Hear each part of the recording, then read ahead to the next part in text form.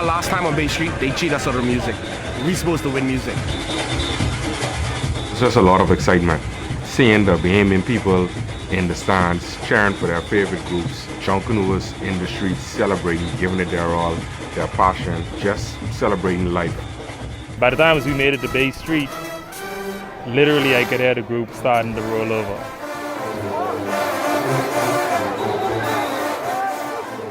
What I remember most about the last experience was the joy. For us, it was bittersweet because we didn't have a chance to come back and kill it again.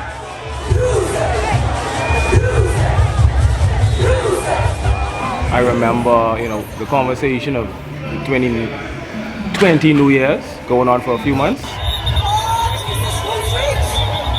And before that conversation was over, we was in the pandemic.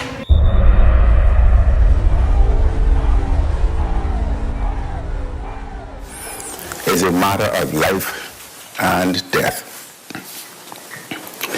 While most people who contract the virus will recover, many have died and many more will die. The novel coronavirus took its toll on individuals, families, and our economy. Lockdowns enforced, jobs lost, and communities on the brink of insanity as variants such as Omicron and others popped up and forced us to adapt and change the way we lived our lives. COVID-19 made it all but impossible to gather in large groups, comfortably, and enjoy life the way we once did. And since 2019, Christmas time on Bay Street has not been the same. Amongst growing uncertainty and death, one particular community has been adversely affected. And this is their story. Listen. The first thing that came to my mind, the old people always say you ain't past nothing till you're dead. And that saying rings so true because let's take 2019, the year before. Welcome to the 2019 BTC Boxing Day Parade. We could never have imagined how our lives would change in 2020. When I realized that we could not go to Bay Street, when I realized that there would be no parade, there would be no camaraderie through George Street, there would be no trash talking at the Rest Point, Elizabeth Avenue. When I realized that, it was like someone had died.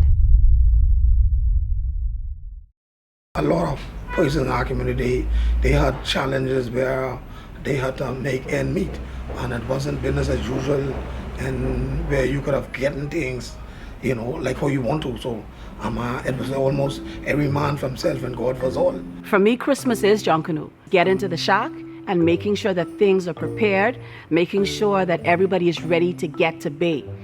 And when you thought about it and you couldn't hear the melodious sounds of the trumpets and the big Susies, and you couldn't hear the rollover, it was like, I just can't take it. Despite witnessing the effects of this new and unfamiliar affliction, Junkanoos clung to a slender strand of hope that we could get past what we thought would be a momentary setback. But as days turned into weeks and weeks into months, the outcome became more and more clear. The COVID-19 pandemic expected to impact Christmas celebrations this year. Culture Minister, the Honorable Lanisha Rose, says a decision on the much-anticipated Boxing and New Year's Day Junkanoo Parade is still pending. We are waiting to see for Cabinet's determination as to what will be the best thing to do and what will be the safest way we can go about celebrating Junkanoo, albeit a virtual platform. August 1st, around that time, is when we traditionally start our conversation with the government in regards to seed funding and start the plans. And just prior to August, when I keep getting a to be determined, let us reschedule, we don't know. Then the reality started to settle in that, hey, parades will not be a possibility this year. The reality hit when we had that, the Prime Minister had that first national address where he informed the nation that, there was someone that tested positive for COVID. I think at that moment I realized that it just got real. Because everybody was thinking like, okay, the lockdown's gonna be over probably by after summer, but we were leading into Christmas, and still there were even more lockdowns happening and things were getting more stringent. And it was like, well, if we can't do these other things and gather together in other ways that are not gonna pull us in huge numbers, if we can't do that, we definitely are not gonna be able to go to Bay Street. It takes us months to prepare for Junkanoo. And not only that, the funding have to be there. Because Junkanoo is all preparedness and funding. It was 1 week after my 70th birthday. That's why I remember so clearly. In 2020 March, that was it. And as things started to escalate, we started to realize, we just may not be going to Bay because things got worse before they got better. And so there was a point there where you realized that no, you would not be going, and a lot of Christmas traditions like the family dinner, for example, just would not happen. This was going to be a different experience. Although it eventually became a pandemic, most Junkanoos never entertained the thought of not having a parade, especially not in March. The mystery virus started here in the city of Wuhan. When COVID first began, I honestly think that this was going to be like a 2-week, 3-week thing, and then we would eventually get back to life. But that has not been the sense. COVID has been devastating globally. It has impacted us here at home in the Bahamas, as well as our culture in regards to Junkanoo. Most persons ruled it out because it was on the other side of the world, and there have been other breakouts, like bird flu and the like, that didn't impact us on this side of the world. So it was like, that's just gonna be something that's just gonna pop up and they'll deal with that there. But we'd be fine, it would have no impact on us whatsoever. That was the thought.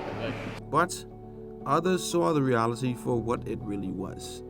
I thought it would eventually find its way here because, we're a tourist destination and we have a very small population. And I thought it would be very devastating if it got here and it proved to be so. When you have millions of tourists visiting a destination with only 500,000, 400,000 people, you're gonna get affected in some way. So I was not surprised at all. I think my attitude probably is representative of every Junkanooer and every Bahamian's attitude. Like, I can't believe there is no Junkanoo.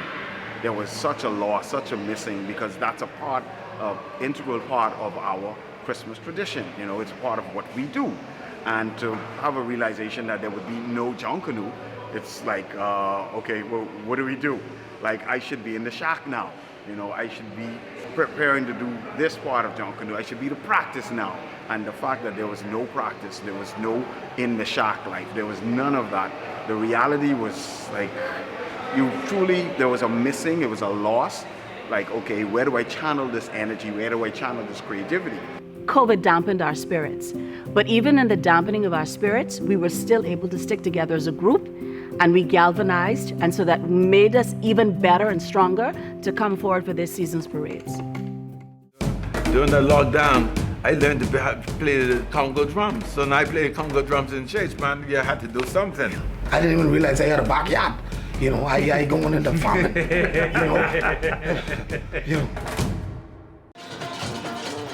December 2020 was the first time since 1953 that our single greatest cultural expression would not be on display in downtown Nassau.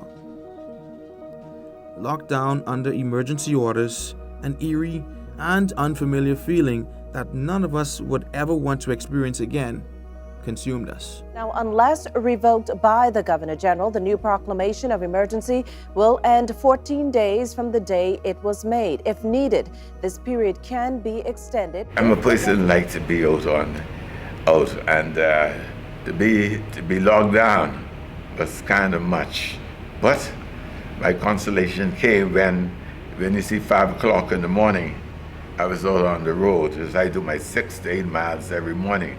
So when you see 5 o'clock came, I was excited, delighted, and ignited to be on the road to run 6 or 8 miles. I have a daughter, and so there were many things that I had to figure out how to do in order to sustain myself and to sustain her. So there was a lot of coloring, a lot of reading, a lot of watching television, making homemade meals, and you just learn. It's learned behavior in terms of how to deal with COVID. And so we just had to fall in line. There was nothing that we could really do. It was a situation where you had to preserve yourself in order to be sustainable. COVID was really unexpected for not only us and our culture, but for the whole world. And dealing with it was something that none of us was used to. And to have Junkanoo and no Junkanoo for the past, 2 years, almost 3 years, we had to adjust. We had to adjust, and we did it. Not just one family, but every group. Because I was home all that time, I wrote a book. My book on Junkanoo for children, and I was able to clean out every mystery cupboard in our house because you were home. And so for me, if you are presented with a circumstance, you look at how you can make the best of it. And personally, coping for me was you got a chance to rest, you got a chance to reflect, you got a chance to appreciate the things that you were not able to do, the practices, the socializing, being able to just go out and come back. And so it taught us to appreciate so much. Junkanoo itself has a lot of lessons within it. Every single year you do Junkanoo, you learn something new. Not in Junkanoo, the whole Bahamas, we were challenged. And we had to come up with new ways to function and new ways to stay intact with our natural talent. It was also for us to strategize, to say how we're going to improve, look over past videos of us and how we rushed to say, okay, this is what we need to improve on. And the 2 years, the break was much needed. It was. But now that we had that break and we're back on the road, it's showtime. One of the downsides of Junkanoo is that the Christmas times we're typically in the shack preparing for the parades, and so we don't get that time to spend with our families and with our kids and our wives and all of it. And so it was unique over the past 2 years to be able to be home with my family celebrating Christmas. But prior to COVID, I would have not had a traditional Christmas meal or celebration since perhaps when I was a teenager. And so, from days leading up to the parade, you're in the shack, you're battling, as we say, you're trying to get ready. And so you may go home Christmas Eve, wake up, exchange some gifts, but you need to be back to the shack by 8 o'clock in the morning because it's the last push. For those of us who have that opportunity to go home, many of us, we overnight and we're in the shack straight through. During the lockdown, I learned to play the Congo drums. So now I play Congo drums in church, man. You had to do something. I didn't even realize I had a backyard. I going into farming. I plant banana and this and that. I had an exciting time. Then I was able to rest a little bit longer. And I could be a farmer and short of when I click jungle now. I get deep in the farm. I didn't know the all kind of things now.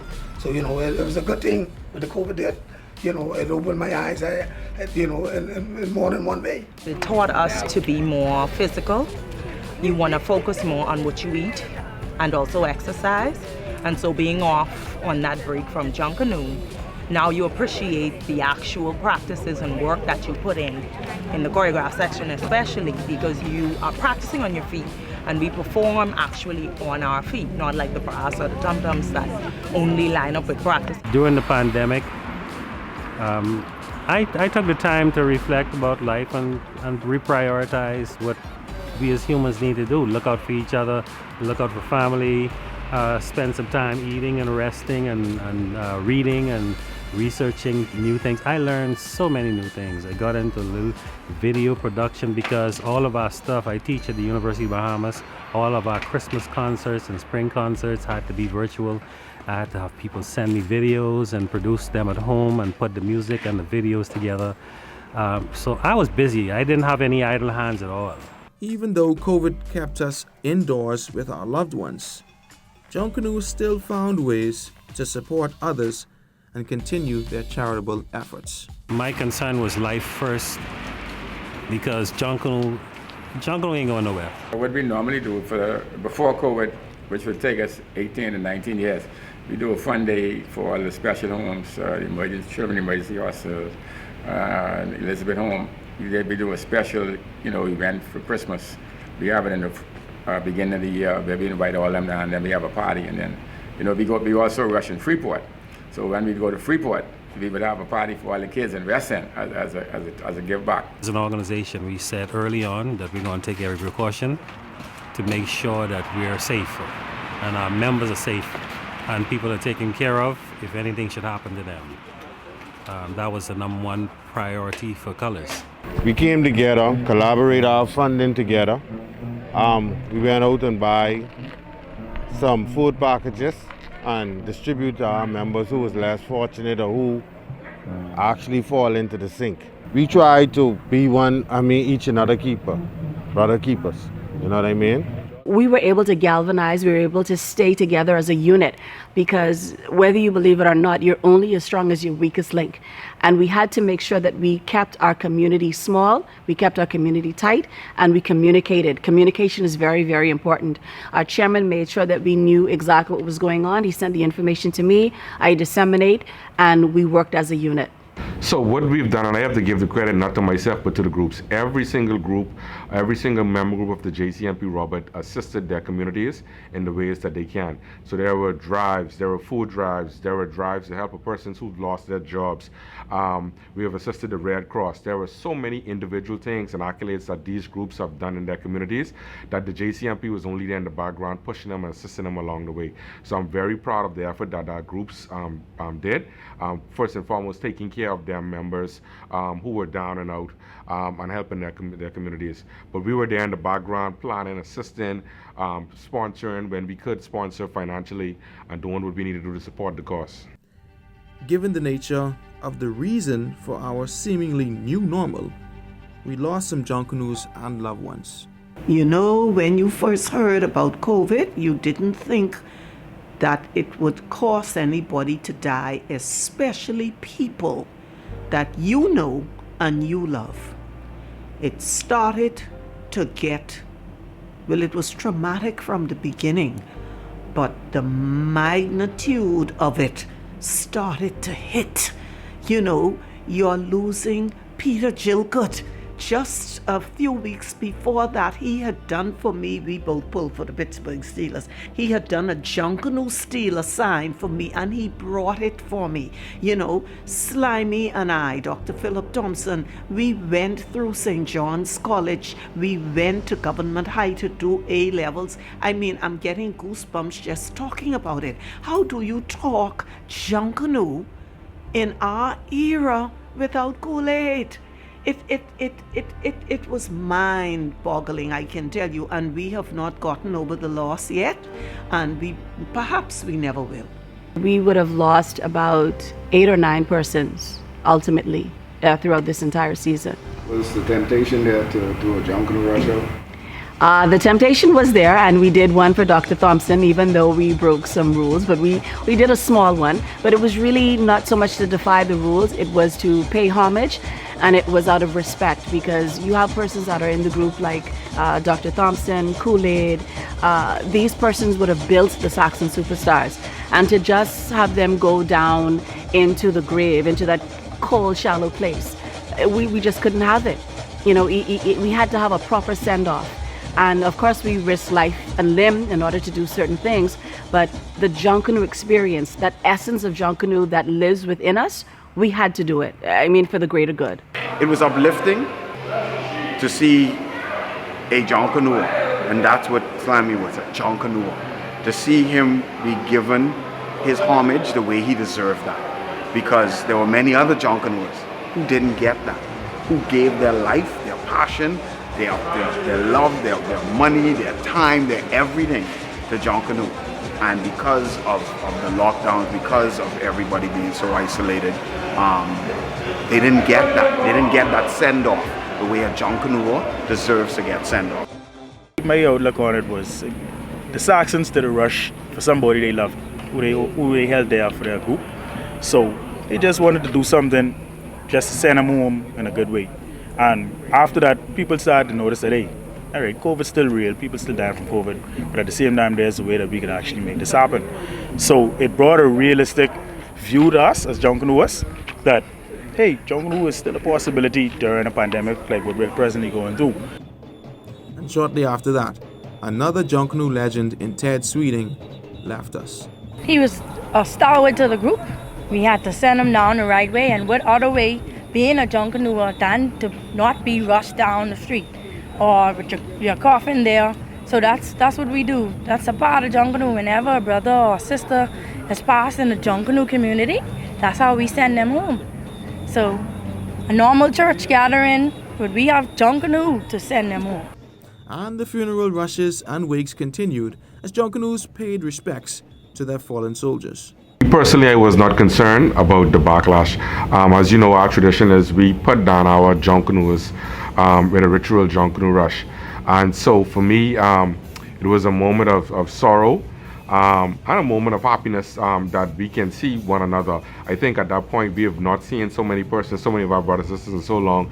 It was just good to see persons, however, in that sad circumstance. But I was happy and joyful to be on the streets. They had the drums, they had the cowbells, they had the horns after such a long delay. And so it was a bittersweet moment for us. I had a Junkanoo for my grandkids and their friends and all that stuff. We got together at my house and we had a Junkanoo. It was 10 o'clock on December 25th, 2020, and the streets were deafeningly quiet. No gatherings, no happy times, no Junkanoo. That feeling of uncertainty, especially for something that you love and do every Christmas, I don't know what to do with myself. A Christmas sitting down on the couch when we were locked down and I'm looking at the TV like, right. You know, so the thing about it is, what do I do with myself when I've been doing this for so long during the Christmas? It's a part of my Christmas. That's like Christmas dinner with family. I sat and watched Junkanoo. The only way I could console myself, I borrowed a thought that Silbert had voiced some time ago. And I shared it with the two Darrens, Junkanoo 242. They thought it was a good idea. We approached ZNS, who was all for it. And so just when the parades would normally have been held, we were able to present the Parade of Champions.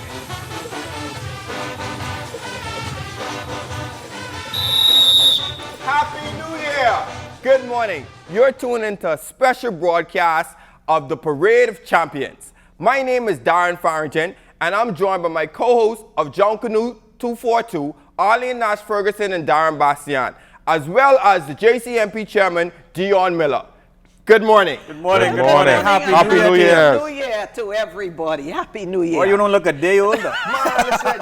And that helped to calm us down a little bit and pretend that we were on Bay Street. And so for me, that was the only way you could get through those hours. What we did was we simulated a Junkanoo parade. The first Saturday in December, we got the cooperation and support of the Junkanoo Corporation, New Providence Limited, and we did the number draw. And each group was asked to choose their favorite presentation anywhere from 2010 to 2020. And so we had this wonderful contrast of presentations from different years. It was spectacular. And I must say, ZNS did an outstanding job because ZNS also put in clips from earlier parades. I mean, when you saw the Saxons from the 1980s, and it was really, really well done. And that is what helped us to get past the trauma. It was wonderful. Yeah. I love how they compiled everything. And the Again, commentary as well. The commentary is nice. A lot of Junkanooers don't watch Junkanoo on TV. No, we don't get a not chance the same. to. We don't so get to a sit chance there and not only see it, but see it being broken up in parts, and then seeing the commentary on it, it was. I thought it was good, and it was a different aspect that we were looking at it from. So I appreciated it a whole lot. While the chairman thoroughly enjoyed it, he also acknowledged a considerable fact. Well, we wanted to produce as best as possible a lot of different virtual experiences where Junkanoo could have come into the homes of the Bahamian people, which of course will keep them safe. I think the primary issue we ran into that was funding. Not an IT person, but as you would know, funding for virtual stuff and videography is quite expensive. And so that was a big hindrance for us. I think in year one, we produced and worked with Junkanoo 242 to produce the Parade of Champions. And I was shocked when we got a bill, an invoice from ZNS for almost $40,000 just to simply show old footage of us. And so that was our primarily plan to go virtual. But of course, it was when the amount of expenses just keep mounting and mounting, we had to take a step back. Of course, there are always loopholes and exceptions to the rules. After all, this is Junkanoo. And even though there was no action on Bay Street, when the COVID came around and the government put full cost pressure on the people, we were locked down basically. If anything you want to do, you have to sneak and do it. Keeping your sanity and peace of mind was very important. And what I did on the holidays for Christmas, what I did was I had a Junkanoo for my grandkids and their friends and all that stuff. We got together at my house and we had a Junkanoo where we had costumes, and just to put Bay Street back on for us. That was our Bay Street. Next week on Back to the Shop. I don't even remember people being on the sideline. That's how amazing that rush was. To see me put a smile on somebody's face who don't know about the culture and the craft, that means a lot to me.